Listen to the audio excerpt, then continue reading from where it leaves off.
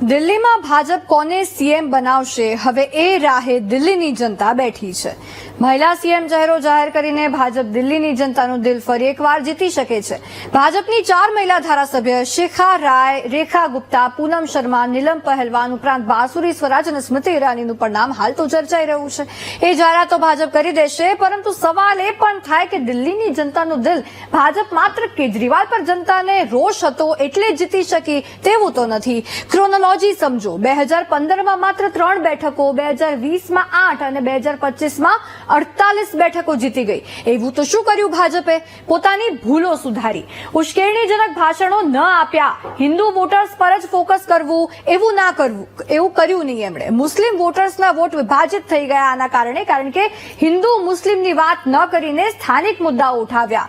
રાષ્ટ્રીય મુદ્દાઓ પર પણ ફોકસ ના કર્યું કે ના પીએમ મોદીના નામે મત માંગ્યા। પીએમ મોદી પણ સંબોધનમાં સ્થાનિક મુદ્દાઓ ઉઠાવતા, યમુનાનો મુદ્દો હોય, સ્વચ્છ પાણી, ગટરો, ભ્રષ્ટાચાર વગેરેના મુદ્દા। કેજરીવાલનો જ એજન્ડા તેના પર ભારે પડાવ્યો। કેજરીવાલ એમ કહેતા હતા કે દર મહિને 2500 રૂપિયા બીજું કોણ આપે? એને લઈને ભાજપે એશ્યોરન્સ આપ્યું કે એક આ વસ્તુ અમે આપીશું, એટલે જ રેવડીનો ટ્રેન્ડ લાવ્યા, તેમનાથી વધારે રેવડીઓ આપવાના વચન આપી દીધા અને જનતાનું હાર્ટ ટચ કરી દીધું। Micro management is the key. જીત મેળવવા માટે તે ફરીવાર ભાજપે પુરવાર કરી દીધું છે।